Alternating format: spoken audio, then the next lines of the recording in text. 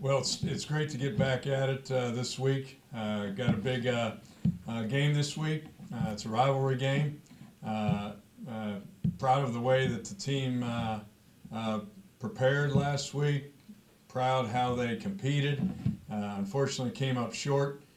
Comes back down to what we emphasize, and that's the last 2 minutes of the half, last 2 minutes of the game.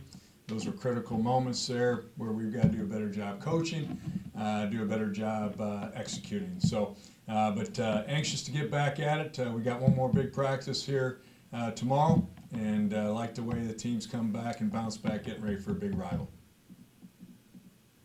You speak of a big rivalry. Every game is important, but you guys, I mean, I don't want to say it's your rival. Is it extra that you want to beat them for the bragging rights, and it's your rival? Absolutely. This rivalry dates back to 1936. It's always been a great game. It's always come down to the last drive. I'm sure it'll be the same. Got great respect for Coach Spack and the job that he does, their program, as they do for us. I know Brock well enough to know that the respect is mutual, and you're going to have two teams ready to play on Saturday. You spoke of the miscues that cost you guys a little bit this past week. You've been in both your conference games with chances to win. Mm-hmm. How aggravating is it that you're not getting blown out? It's the tiny things that are costing you guys right now. Yeah, I go back to the opportunities that I felt that we had the momentum. We start off the game 3-0. We get the ball back. Our defense does a great job at the start of the game to go 3 and out. We go down, we score 3 points, we get the ball back. We got to take advantage of those momentum swings. It's 14 to 10 going into the second half. We get the ball, we go right down the field and score, make it 17-14. We got to stop them. And those are the type of momentum swings we've got to be able to take advantage of. I wouldn't say that there's miscues, more so than when we have the momentum on our side, we got to keep it going. When you want to win every game, and when you reach this point to the midway season and you're winless, you're competitive, but you're winless, do you see yourself, your program, the players pressing more to, the pressure's on to get that first win? Is that around you guys? Or, how's the, that approach to that? Well, obviously we want to get that first win. I don't talk about it. Talk about going and winning the next game.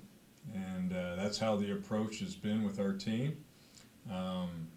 We got back to work on Tuesday. I thought the energy was high. I thought offense, defense, I spent a little bit more time, just happened to be more down the offensive side.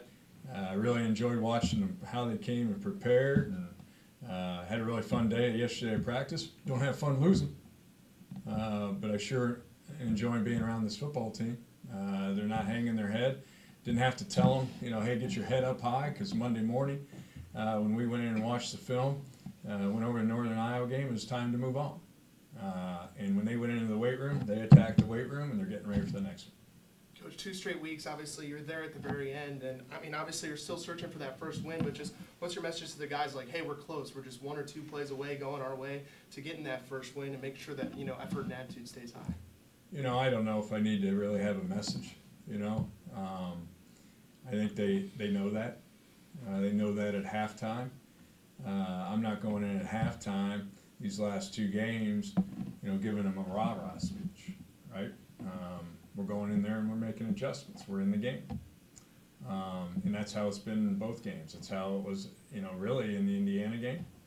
That was really how it was at the Ball State game. And that's how it's been the last 2. We can go in there and make adjustments, and what we've got to do the second half to come out with a victory. But not a message. Being around this team comes to work every day, and that's all he can ask. Obviously, Cade, this is his 3rd start. He's gotten better week in, week out, the more reps he's gotten. Just what does that do for the offense, and that it's kind of hitting its stride right now? Yep. Well, I think that's, seeing Cade, he's gotten better. Seeing Justin Dinka would be another young man. Justin, that was really his first time being back. He's going to be that much better this week. And you could see he's really a step away from breaking a long one. you've seen what Plez can do. We've got two really, really good backs, or actually three with Corbin Allen, of guys that can extend plays. But back to Cade, you know, Cade's going to get better and better each and every game that he plays. And, you know, he missed some reps here during camp. We had to hold him a little bit from there, but you can just see his comfort level, not only with the offensive line, the running backs, but also the wide receivers. Coach, your team is not what it was 4 games ago. Mm-hmm. You got your quarterback, he's getting more in tune with the team, getting his timing and everything down. But your running game was opened up too, Yep. With Dinka coming back. And it seems that your line is holding better as That's right. far as not holding so much, but giving the quarterback more time. Well, it's going to start. Have you made significant changes on your line this year or not? No, the continuity has really come in. You know, our offensive line, if we say it all the time, it's going to start up front. Two guys that are spearheading that are Jose Vasquez and Keegan Trost. We've got other 3 guys that have played. You know, Griffin Comer, Mike Ross, and now Jude McCoskey playing together as one. That's really helped. But those guys are blocking, and you could feel it in the Murray State game. You felt it last week. They're going to be better this week. Those running backs are running hard. They're blocking well up front. And it helps. And I've said it all along, you know, when our team is sustaining 17-play drives, the best defense is the defense that's on the bench. And our defense has been able to keep us in games.